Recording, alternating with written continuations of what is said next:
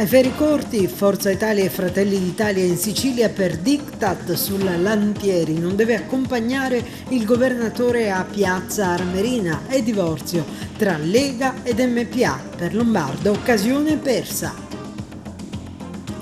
Il vicequestore comandante Andrea Monreale, trasferito alla Polstrada di Palermo, il saluto ai nostri microfoni.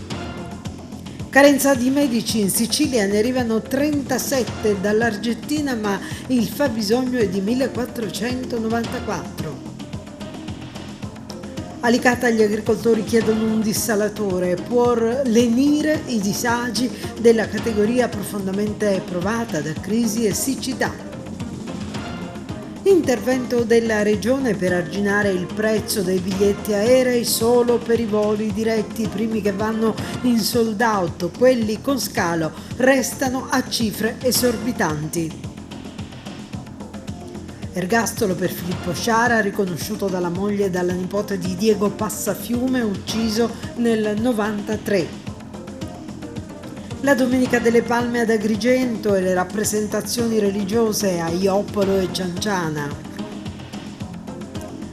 La Società Dante Alighieri all'Archivio di Stato di Agrigento per il Dante D e a Favara un murales per la libertà della Palestina.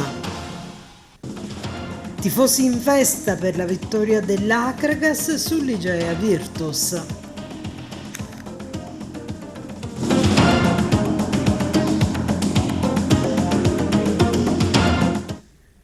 Un saluto dalla redazione di TVA Notizie. Apriamo oggi con la politica perché in Sicilia si sono registrate frizioni tra Forza Italia e Fratelli d'Italia. L'occasione è stata data dalle dichiarazioni dell'onorevole Luisa Lantieri, deputata azzurra, all'Ars, che ha rinunciato ad accompagnare il presidente della regione Renato Schifani a Villa del Casale di Piazza Armerina perché non gradita da Fratelli d'Italia, così come le avrebbe confidato il segretario regionale Marcello Caruso, al quale Lantieri però non risparmia una stoccata.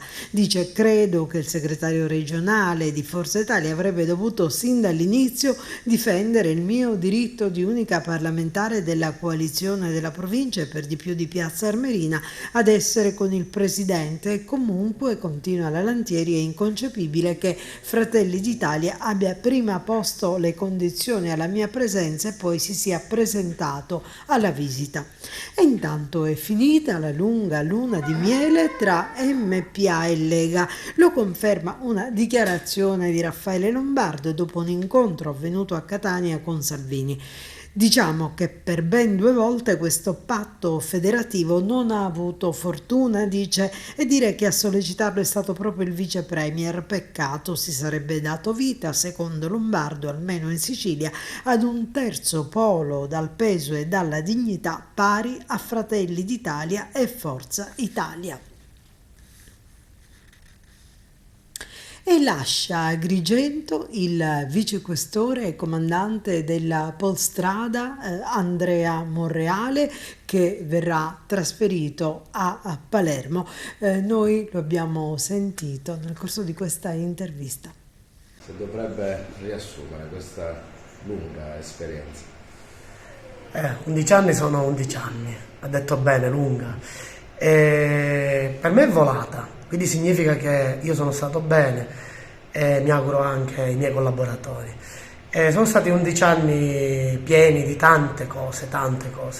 Io intanto volevo ringraziare proprio i miei collaboratori, i miei stretti collaboratori, i miei uomini, perché senza di loro non avrei fatto assolutamente nulla.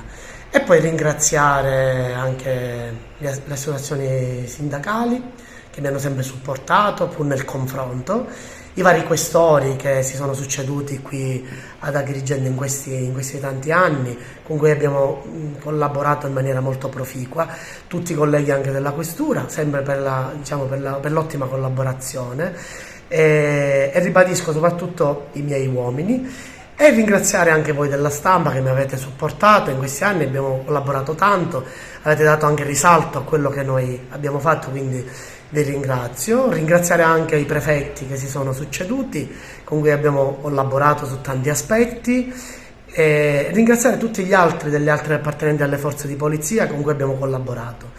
Potrei, secondo me, riassumere in questi 11 anni le punte, secondo me, alte sono state 2.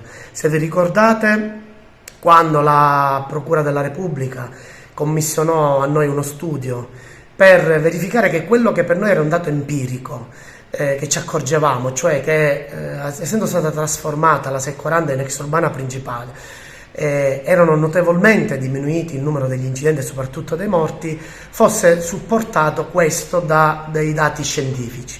Abbiamo fatto quello studio e abbiamo dimostrato che effettivamente il numero dei morti e degli incidenti era notevolmente calato, e dimostrando, grazie alla Procura della Repubblica di Agrigento, che quando si investe somme consistenti in infrastrutture stradali, si trasformano queste realmente in strade migliori, sicuramente ne risente notevolmente la sicurezza stradale.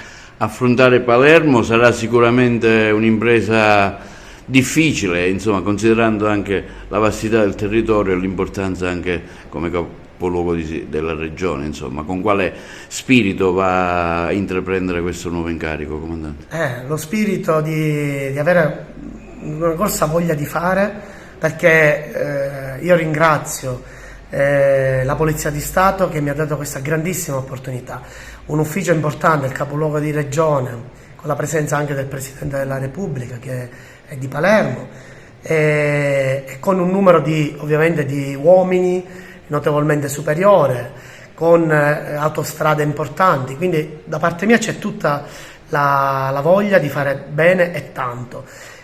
Volevo anche ricordare, poco fa stiamo ricordando tra le punte più importanti di questi 11 anni, l'altro lavoro che mi ha commissionato invece la prefettura. Se vi ricordate, il prefetto mi commissionò uno studio sullo stato delle strade nella provincia di Agrigento.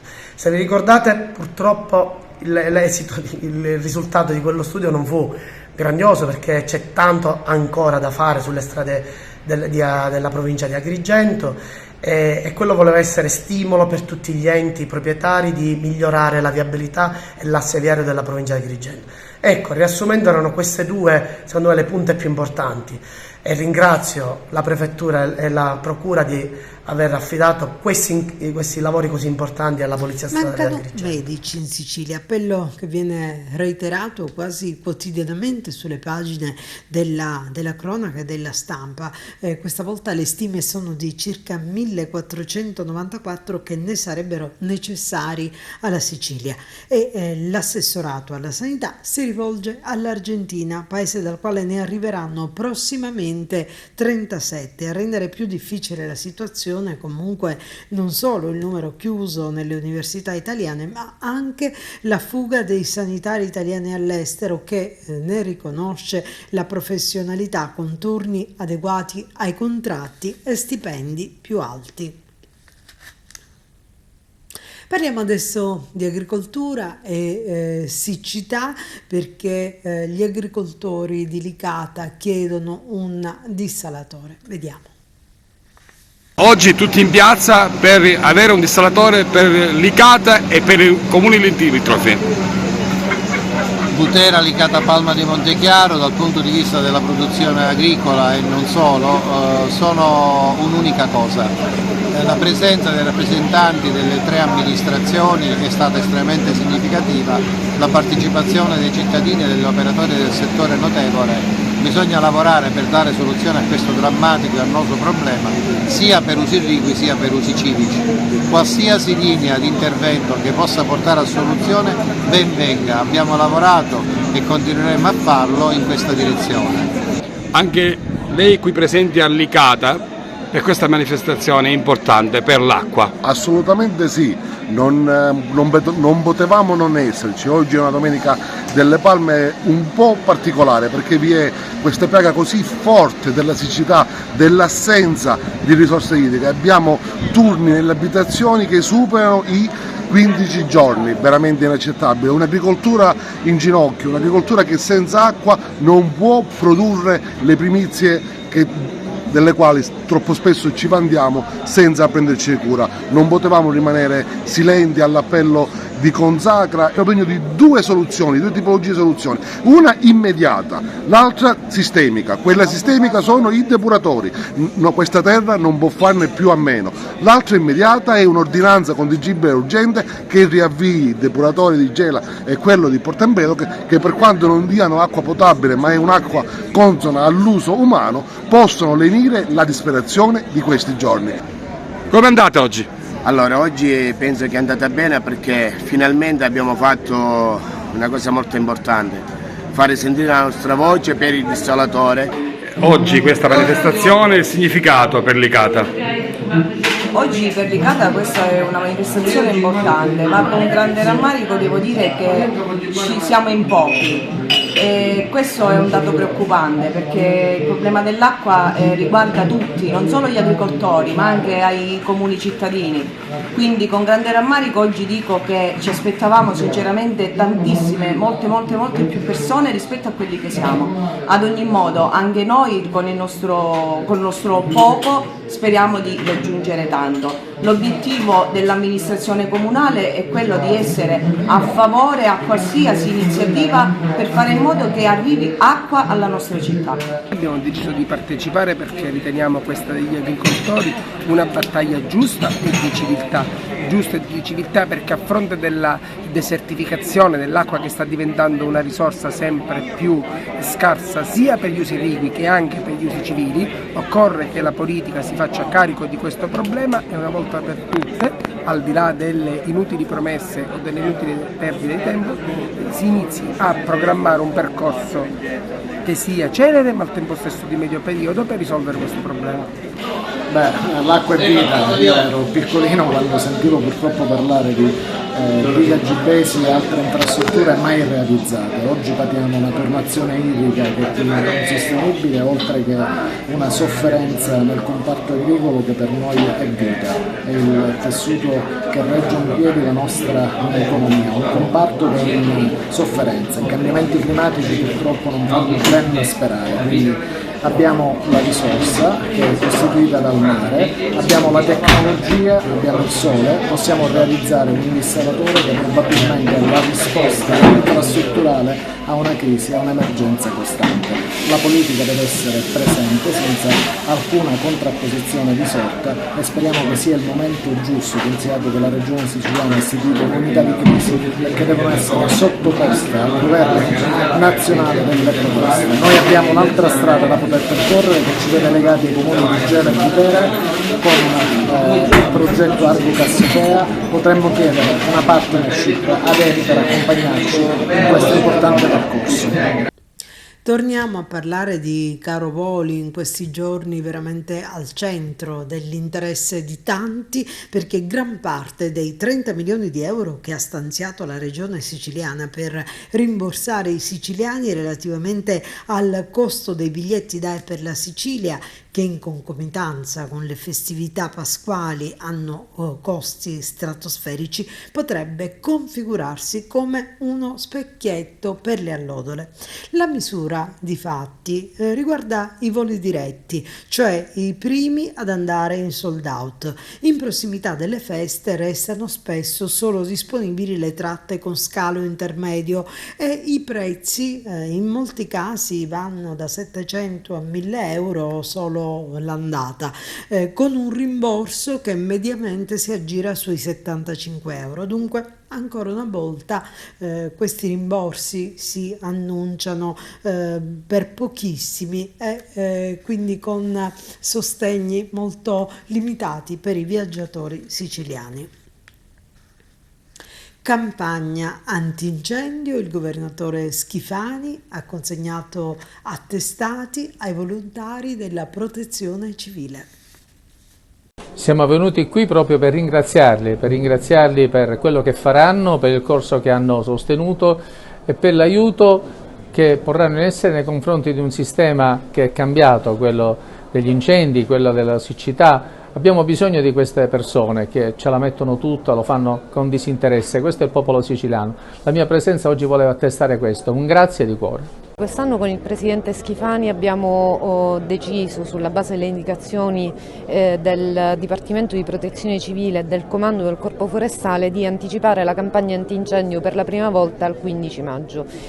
Questo perché è sotto gli occhi di tutti. Il cambiamento climatico è sicuramente la prima causa, le condizioni di siccità non agevolano sicuramente la prossima campagna antincendio, però abbiamo tanta forza da parte della Regione, e la giornata di oggi è la manifestazione di come Vigili del Fuoco, Protezione Civile e Corpo Forestale riescono ad essere una risorsa nei mesi più caldi. Ma oggi una cerimonia di consegna degli attestati di coloro che hanno superato il corso antincendio l'anno scorso, nel 2022 abbiamo organizzato come Dipartimento della Protezione Civile decine di corsi per formare i volontari antincendio che già in effetti erano formati, quindi oggi consegniamo 500 attestati di formazione antincendio a questi volontari che, ricordiamo, agiscono a supporto del Corpo Forestale della Regione Siciliana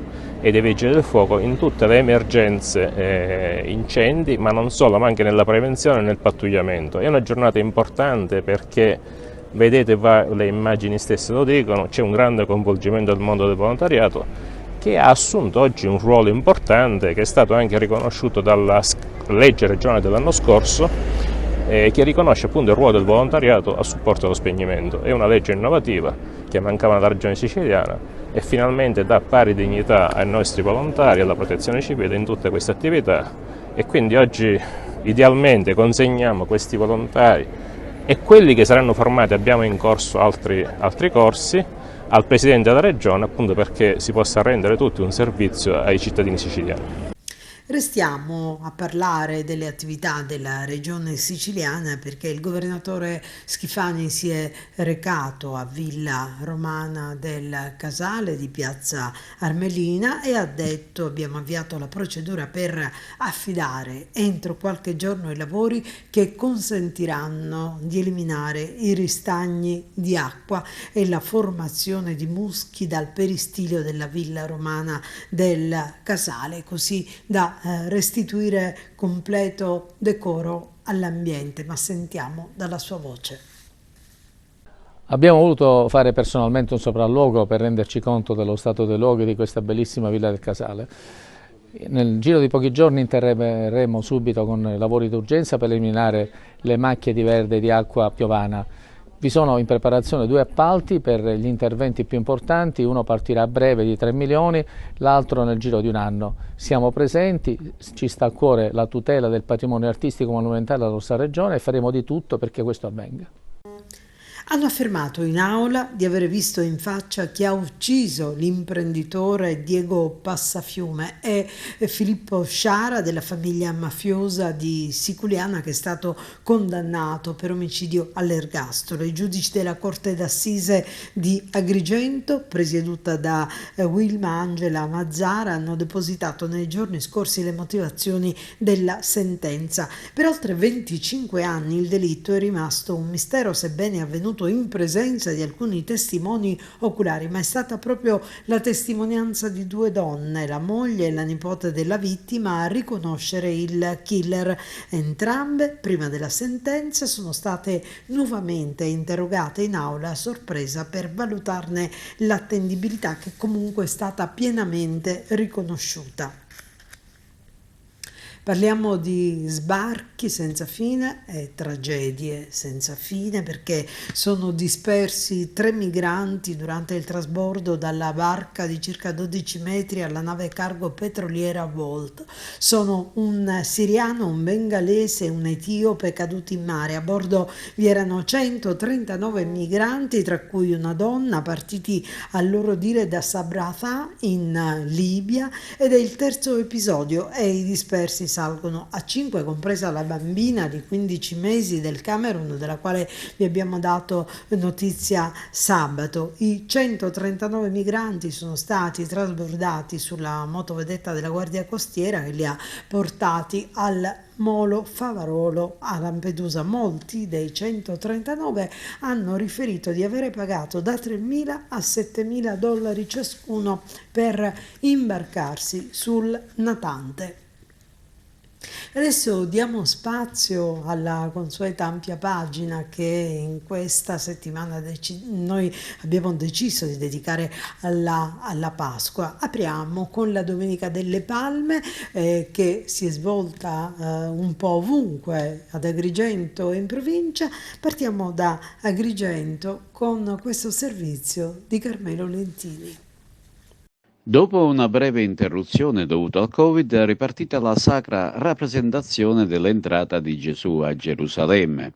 L'iniziativa, che ha coinvolto centinaia di fedeli, si è svolta come tradizione e vuole nel vecchio Rabato di Agrigento, con partenza dal santuario della Dolorata, benedizione delle palme a rame d'olivo ed arrivo nella parrocchia San Francesco di Paola, retta da Don Giuseppe Gelo.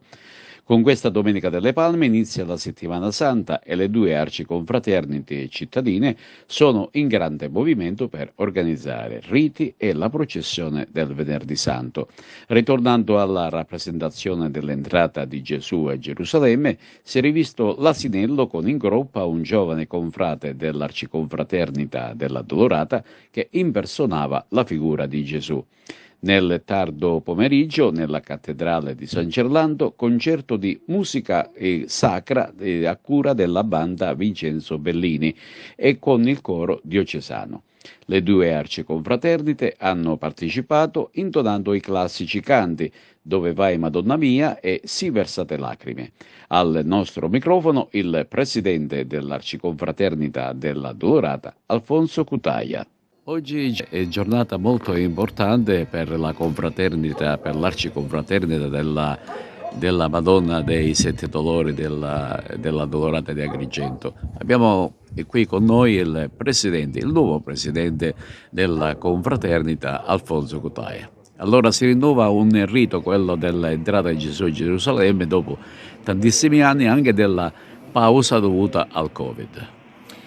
Sì, intanto ringrazio tutti, la cittadinanza che è venuta qui presente per questa iniziativa, il rettore della Dolorata Don Lillargento, il parroco della chiesa San Francesco di Paola, Don Giuseppe Gelo, e tutte le forze dell'ordine che sono intervenute per questa ricorrenza che si era persa negli anni e che quest'anno abbiamo nuovamente ripresa. È un'iniziativa che è nata intorno agli anni '80 dai predecessori che sono stati all'interno dell'organizzazione del Consiglio di amministrazione della confraternita, alla quale io facevo parte da piccolino e che comunque partecipavo attivamente.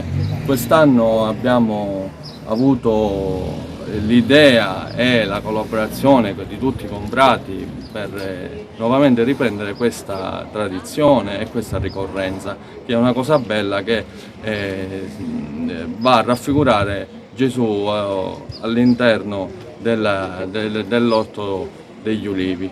Ecco, e si inizia dunque la Settimana Santa, che culminerà poi con la lunga processione del venerdì. Abbiamo delle novità per quanto riguarda il Venerdì Santo?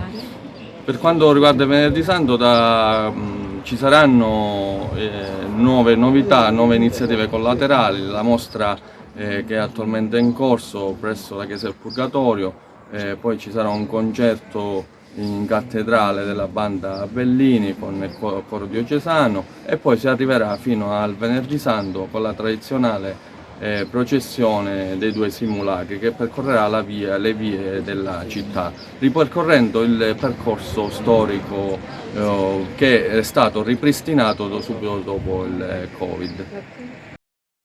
E ancora la Domenica delle Palme questa volta a Ioppolo Giancazio, che è stata inserita nella ricca e suggestiva programmazione della Settimana Santa. Intanto la ricorrenza. Oggi è la Domenica delle Palme. Cosa rappresenta per i cristiani questa giornata?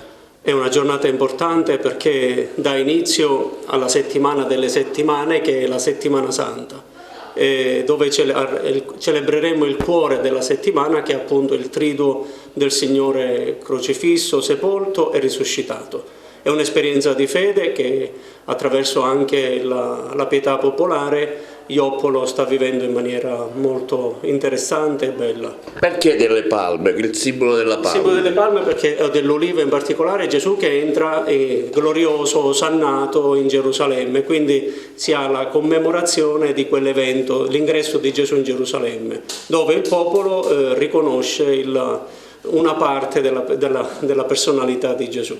È una settimana importante questa per i cristiani, con vari appuntamenti: mercoledì la Santa Messa Crismale, poi il lavaggio dei piedi, fino ad arrivare alla giornata del Venerdì Santo e poi la resurrezione. Sono tutti momenti significativi della nostra fede, che abbiamo bisogno di essere un po' più sensibili a riscoprirne il valore. Oggi molte feste della nostra tradizione, della nostra fede cristiana sono state svuotate dal di dentro. Abbiamo bisogno di recuperare il linguaggio della fede per poter vivere bene queste tappe dell'esperienza di Cristo, che sono anche le tappe del discepolo di ciascuno di noi. Ecco, quale raccomandazione fare a un cristiano? La raccomandazione che faccio è di mettersi in sintonia, con la voce del Maestro, Cristo Gesù, ascoltare la sua parola e poter vivere a cuore con il suo messaggio, che è un messaggio di umanizzazione dell'umano, perché Gesù con il dono totale di sé è venuto a dirci che soltanto l'amore fa crescere, soltanto l'amore produce il bello, il buono e il vero, di cui ha bisogno l'umanità di oggi. Restiamo a Ioppolo, dove ieri si è svolta la prima delle rappresentazioni della Settimana Santa lungo le vie e piazze cittadine, e vediamo le immagini e le interviste. Siamo a Ioppolo Giancazio, appena terminata la messa, la Domenica delle Palme, anche la processione, il mortorio, una settimana intensa quella che si vivrà in attesa della Santa Pasqua a Ioppolo. Intanto parliamo con il regista della manifestazione. Abbiamo iniziato oggi con l'ingresso di Cristo in Gerusalemme, continueremo stasera con le altre scene previste nel programma. Poi ci aggiorneremo a venerdì sia a mezzogiorno con la crocifissione, sia la sera con il programma con Giuda e i quattro angeli, con la famosa ascendenza. Conosciamo un po' parte degli attori, dei protagonisti di questa manifestazione. Allora, abbiamo la Madonna. Sono Parma Giglione, interpreterò Maria nella Sacra Rappresentazione. Poi Gesù. Marmela Bissi, appunto interpreterò la parte di Gesù Cristo. Allora, io sono Mimmo Sacco e interpreto la parte di Caifa. Io sono Carmelo Cacciatore e interpreterò la parte di Erode. Interpretare la Madonna è sicuramente una figura importante nella manifestazione? Certo, immancabilmente.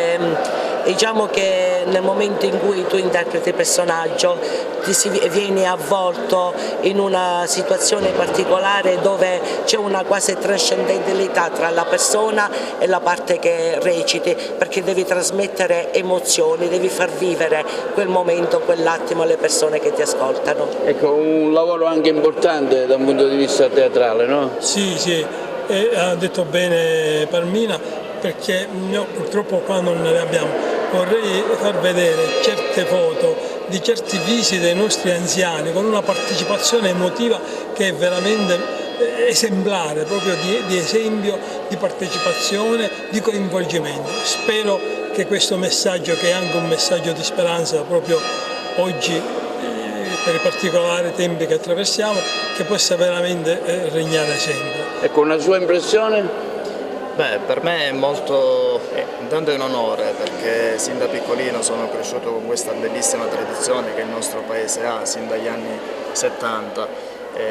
Insomma, poi mi hanno affidato questa parte, Gesù Cristo è chiaramente il protagonista ed è davvero un onore, però quello che mi preme dire è soprattutto essere un esempio per i ragazzi e speriamo di portare veramente un messaggio di speranza e di pace, come ha detto il nostro regista, per questi tempi purtroppo così brutti che stiamo vivendo. Noi nel nostro piccolo cerchiamo di fare del nostro meglio. Una sua impressione? Allora, io dico che è il modo come si riesce a interpretare la parte e il modo di viverla che si restituisce alla gente il valore di quello che uno fa. Quindi questo per me è la cosa più importante, indipendentemente se uno fa la parte del cattivo come quella mia o fa la parte del buono. Ecco, in ultimo. È importante rimandare queste rappresentazioni teatrali per rinnovare le tradizioni del nostro paese. Questa rappresentazione del martorio si fa da un sacco di anni, da che sono nato io, già dal 76 so che fanno ogni anno questa sacra rappresentazione, quindi è importante rimandare per le nuove generazioni, anche se nei piccoli paesi si sono spopolati e quindi c'è sempre di meno partecipazione, però è importante rinnovare sempre questa tradizione. Partecipare. Insomma. E partecipare, sì. Ricordiamo quando saranno le manifestazioni qua a Joppolo fino alla giornata di domenica? Innanzitutto da domani in poi continuano le celebrazioni per il patrono della parrocchia San Francesco di Paola. Nel nostro programma, che troverete anche sui vari siti Facebook, YouTube, vedrete nel dettaglio tutto il programma.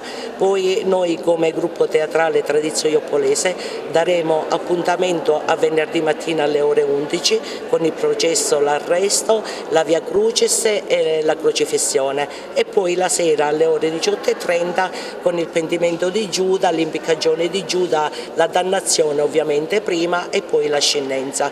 Il tutto si concluderà domenica mattina alle ore 11 con la risurrezione. Le vuole dire qualcosa? Sì, volevo aggiungere, sì, indipendentemente da questi riti della settimana santa, che come Proloco noi ci occupiamo proprio per dare vita al Paese, per evitare che questa fuga di giovani, insomma, il Paese muoia. Quindi vorrei ricordare che come Proloco quindi abbiamo organizzato e organizziamo anche attività teatrale, l'estate joppolese, assieme anche ad altre associazioni e attività ricreative per il periodo estivo. Breve spazio da dedicare alla pubblicità e torniamo subito con altre notizie. È sabato un concerto di marce funebri, note di passione nell'ambito della Settimana Santa ciancianese, curato dall'Associazione Culturale e Musicale Città di Cianciana, diretta dal maestro Gianni Gallina e dal coro polifonico Lulamento. Una serata ad alto potenziale emotivo nel corso della quale sono state consegnate numerose pergamene e riconoscimento ai familiari di poeti e musicisti che hanno reso ricca la storia artistica di Cianciana. E si celebra oggi il Dante D e come ogni anno la società Dante Alighieri, presieduta da Enza Ierna, riporta l'attenzione degli studenti su tematiche collegate al sommo poeta. Oggi un incontro presso l'Archivio di Stato sul tema La scuola popolare, l'Italia rinasce repubblica e rifonda la società dell'istruzione. Vediamo. Oggi giornata Dante D qui all'Archivio di Stato per discutere e presentare le iniziative e il pensiero anche di Dante Alighieri anche a diverse scolaresche. Anche quest'anno l'Archivio di Stato di Agrigento celebra il Dante D con una manifestazione svolta congiuntamente alla Società Dante Alighieri Comitato di Agrigento. Il tema di quest'anno è la scuola popolare, un tema che è stato scelto per valorizzare quello che è stato il ruolo della Società Dante Alighieri, sempre a servizio e a supporto dell'istruzione e della formazione. Sarà un momento importante di riflessione sull'orizzonte pedagogico dell'Italia repubblicana e anche un momento momento di condivisione con le classi che hanno svolto attività quest'anno fruendo dei nostri servizi educativi. Siamo lieti di poter ancora una volta collaborare con la società di Dante Alighieri e con la dottoressa Enza Ierna, proprio perché si riconosce nella società di Dante Alighieri veramente un sostegno costante e presente al mondo della cultura. Oggi giornata Dante di qui presso l'Archivio di Stato, alla presenza anche di qualificati esperti e anche delle scolaresche. Sì, oggi il 25 marzo è stata è la giornata del Dante Di, istituita nel 2020. Il 25 marzo proprio perché viene individuata come inizio del percorso di Dante, nella Divina Commedia. Noi con l'Archivio di Stato abbiamo siglato un protocollo d'intesa alcuni anni fa, per cui molte attività vengono svolte congiuntamente e quella di oggi viene svolta proprio nell'Archivio di Stato, un luogo magico dal punto di vista di ricerca e di storia del nostro territorio, alla presenza di alcuni studenti, proprio perché pensiamo che rivolgere l'attenzione agli studenti sia un obiettivo fondamentale per raggiungere dei risultati eccellenti. Oggi si parla delle scuole popolari proprio perché quando è nata la Repubblica, attraverso le scuole popolari si è riuscita a dare l'istruzione a una massa maggiore di persone rispetto a prima, quando era una scuola solo elitaria.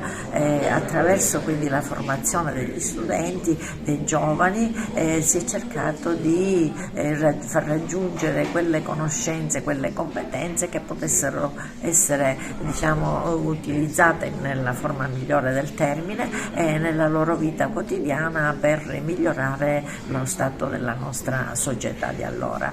Evidentemente le scuole popolari in quel periodo, attraverso le ricerche fatte qui nell'Archivio di Stato, sono state avviate, eseguite e quindi agevolate proprio dalla società Dante Alighieri, che aveva come obiettivo fondamentale diffondere la nostra cultura e la nostra lingua.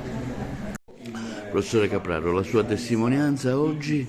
La mia testimonianza oggi riguarda la relazione che mi spetta sviluppare questa mattina, cioè una tematica interessante che riguarda lo sviluppo della scuola, dalla scuola elitaria alla scuola per tutti. Un argomento molto interessante, che sarà molto interessante anche perché la maggior parte dell'uditorio è costituito da ragazzi dell'Istituto di Scienze Umane e quindi può anche innestarsi questa mia relazione nel loro curriculum formativo. Spero che possa essere gradita e che possa essere compresa da tutti. Comunque ritengo che sia interessante poterla ascoltare. Pippo Di Falco porterà la sua testimonianza oggi a questa iniziativa del Dante Di e ci spiegherà il perché della sua presenza a questa manifestazione. Allora, diciamo che più che altro sono qua perché verrà proiettata una testimonianza di mia madre che ha 94 anni e che ha insegnato nella scuola popolare di Racalmuto. Poi naturalmente diremo alcune cose che riguardano anche Sciascia, la scuola Racalmuto, qualcosa del genere. Però diciamo che la mia è una testimonianza, più indiretta che diretta. Ok. A Favara un murales con la scritta Free Palestina realizzato dall'artista Luca Palumbo, i particolari in questo servizio di Giuseppe Moscato.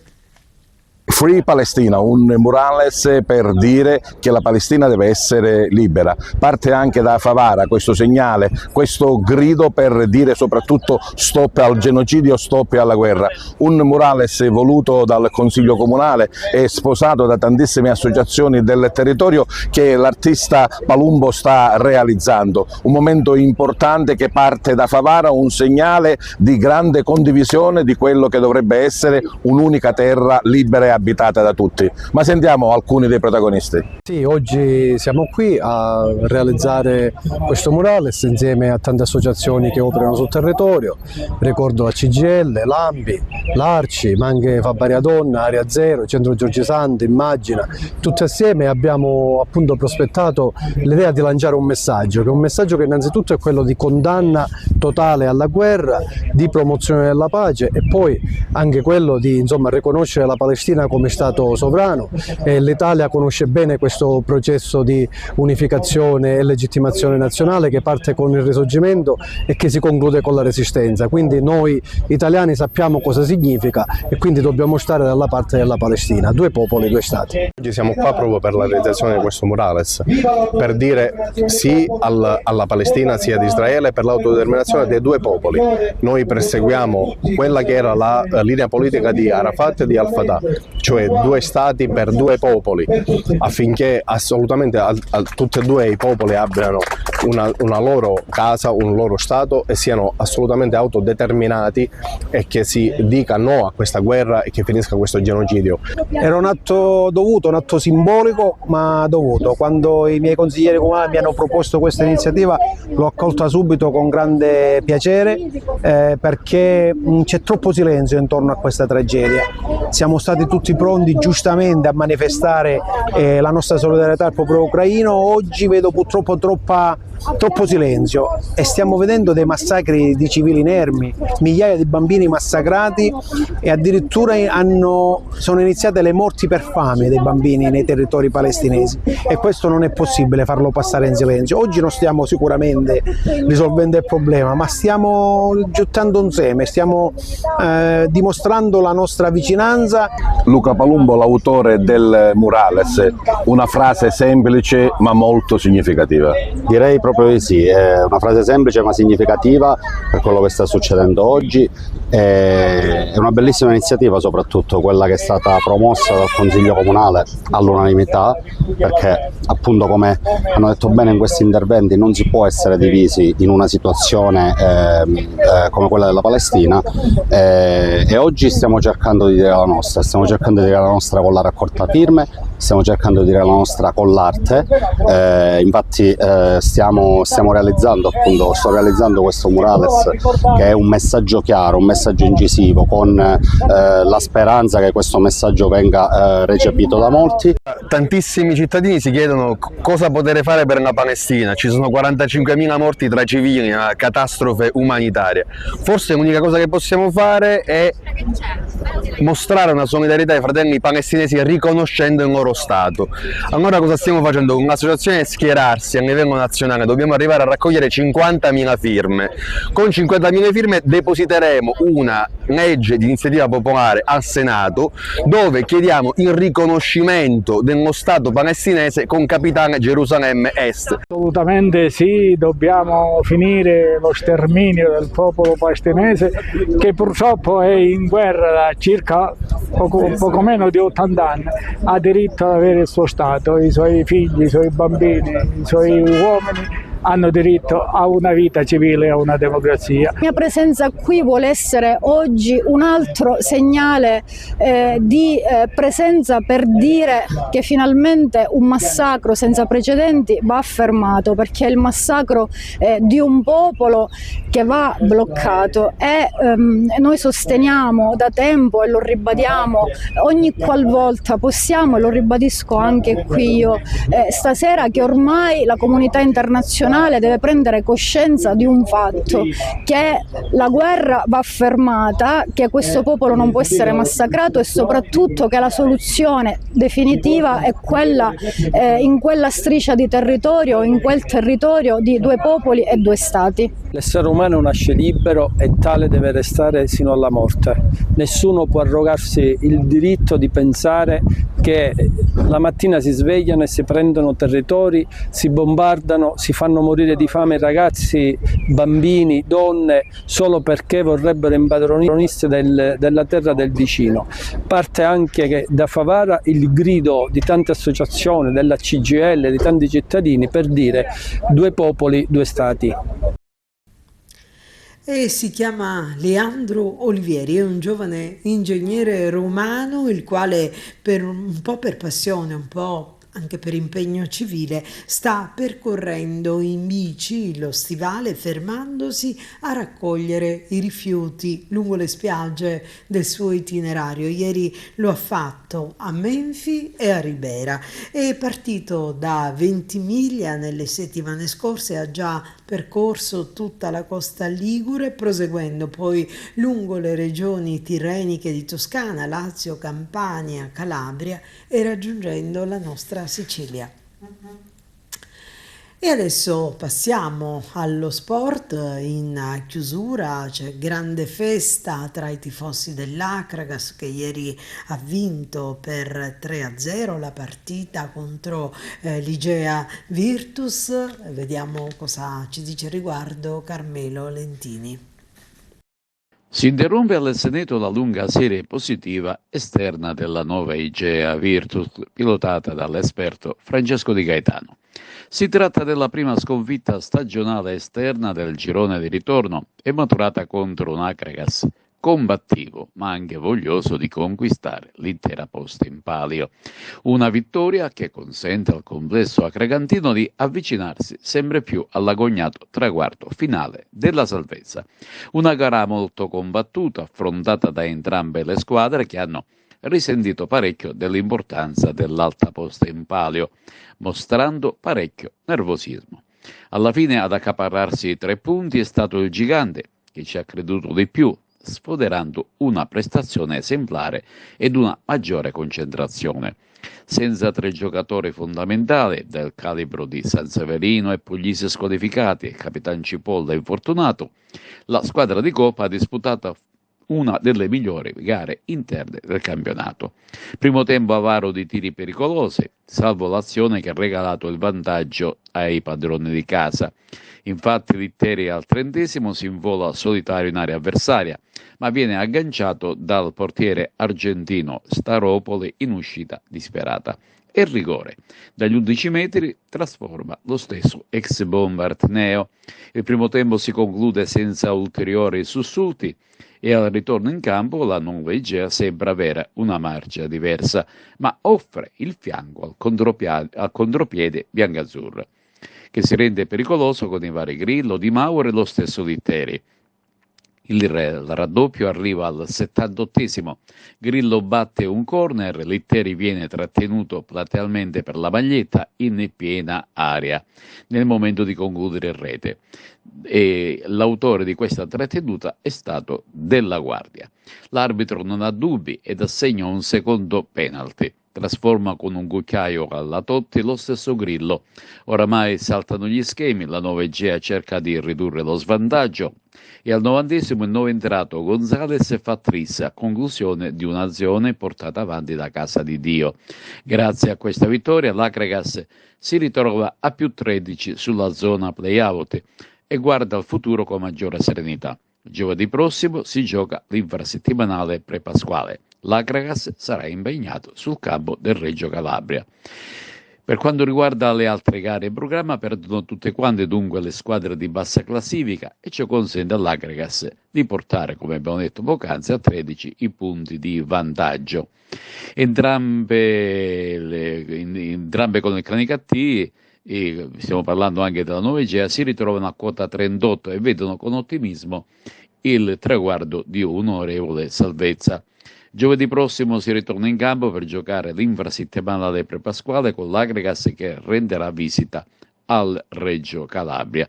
Comunque questi sono i risultati della giornata. Acragas 9 Igea 3-0, Canicattì Locri 3-0, Ragusa San Luca 3-2, Sant'Agata Siracusa 1-1, a Castrovilla ha vinto la Ciriale 1-0.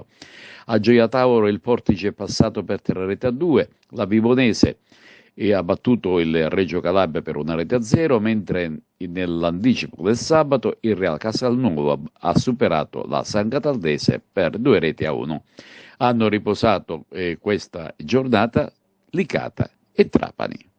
Dico sempre che la partita perfetta non esiste, però quella quasi perfetta esiste. Oggi i ragazzi hanno fatto la partita quasi perfetta. Sì, ieri alla vigilia ho detto che oggi dovevamo vincere a tutti i costi, per noi doveva essere un'ossessione il pensiero della vittoria e non importava il fatto di avere l'assenza di alcuni giocatori importanti, perché oggi mancava il capitano Cipolla, mancava Sanseverino, mancava Puglisi, che sono giocatori che per noi risultano e sono risultati determinanti per tutta l'intera stagione, però io ho detto pure che da un anno è così e chiunque gioca sicuramente riesce a sostituire benissimo quelli che fra virgolette hanno fatto più partite, ma lo spirito di gruppo, quanto è forte il gruppo oggi è stato messo in campo.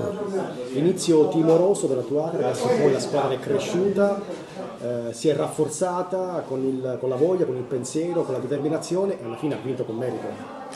Io credo che i primi 10 minuti ci sia stata un po' di attenzione più che timore, significa un po' di lettura da parte di entrambi, poi nel momento in cui i ragazzi hanno preso coraggio, io credo che da quel momento in poi la vittoria credo di poter dire che è stata assolutamente meritata, perché oltre le occasioni dei calci di rigore, ma credo che ci sia stato un predominio del campo, sia nella prima frazione che nella seconda, per cui credo che la vittoria sia meritata e abbiamo vinto contro una squadra che veniva da 10 risultati utili consecutivi, una squadra composta da giocatori importanti, organizzata, allenata bene, per cui questa vittoria per noi oggi vale moltissimo, anche in termini di classifica.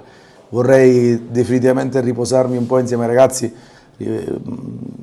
però la matematica ancora non lo dice, per cui non lo faremo, continueremo a lavorare per raggiungere la matematica.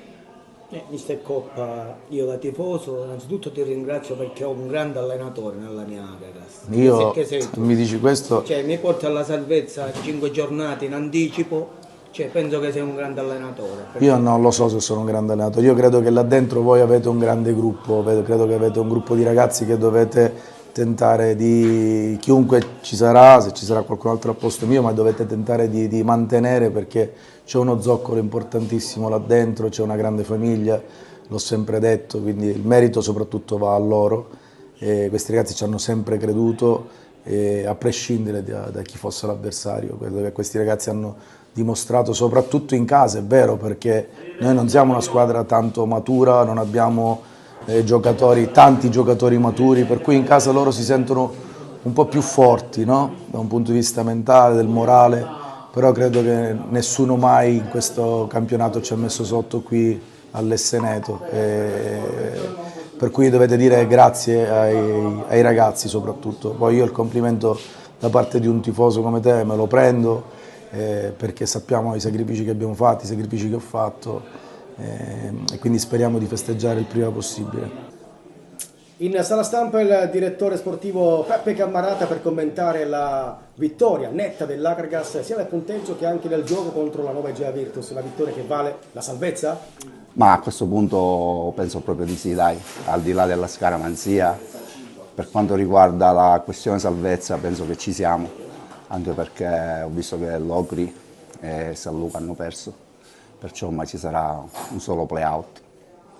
Abbiamo raggiunto, diciamo, il primo obiettivo, rimangono 5 gare, le giocheremo, come dico sempre, a 3.000 e poi quello che viene ci prendiamo. Sì, oggi abbiamo fatto una grande prestazione, sia tattica che di cuore, eravamo molto rabbrecciati tra squalifiche e infortuni, ci è venuto a mancare anche il capitano all'ultimo momento, Cipolla, però devo dire che chi ha giocato non ha fatto sentire la mancanza. Devo fare complimenti a Sinatra, che ha fatto il suo esordio, ha fatto una grande gara secondo me, e poi un po' tutti, sia i subentrati che quelli che hanno giocato.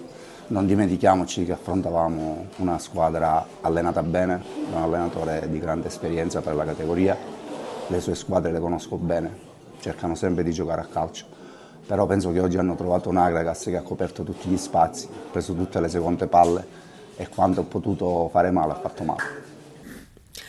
E questa era l'ultima notizia, vi rinnoviamo l'appuntamento con la nostra informazione alle ore 15 e alle ore 20, nonché alle 9 del mattino su Video Sicilia sul 93 e poi sul 268 delle Smart TV, a Link TV locali in tutta Italia e ancora sul nostro sito www.televideoagrigento.tv ovunque.